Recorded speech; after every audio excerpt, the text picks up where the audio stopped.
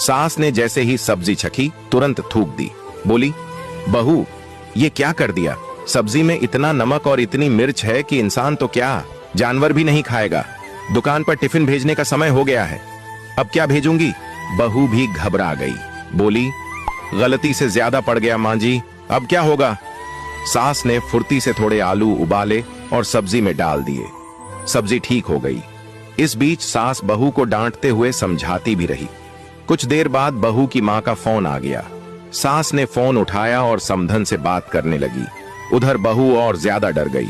वह सोचने लगी कि माँ जी अब मेरी माँ से मेरी शिकायत करेंगी। बहू की माँ ने जब समधन से बेटी के बारे में पूछा तो सास बोली, जी आपकी बेटी बहुत अच्छी है, सब कुछ बहुत अच्छे से संभाल लिया है, मैं बहुत खुश हूँ।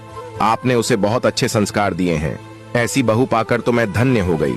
बहू ने जब सास को अपनी तारीफ करते देखा तो वह भाव विभोर हो गई। उसकी आंखों में आंसू आ गए। उसने सास से पूछा, मम्मी जी मैं तो सब काम सही से भी नहीं कर पाती, मुझसे गलतियां हो जाती हैं, फिर भी आपने मेरी मम्मी से मेरी इतनी तारीफ क्यों की? सास मुस्कुराकर बोली, बेटा तुझे काम सिखाना मेरी जिम्मेदारी है। जब मैं तुझे काम सिखाऊंगी तो हो सकता है कभी कभी तुझे डांट भी दूं, क्योंकि मैं तेरी गुरु हूं। लेकिन सीखना, सिखाना और गलतियां करना ये हमारे घर के अंदर की बातें हैं। इन बातों को बाहर किसी भी व्यक्ति से नहीं कहना चाहिए, वरना रिश्ते खराब होते देर नहीं लगती। जीवन में एक बात गांठ बांध ले बहू, घर के अंदर की छोटी छोटी बातें कभी बाहर मत बताना।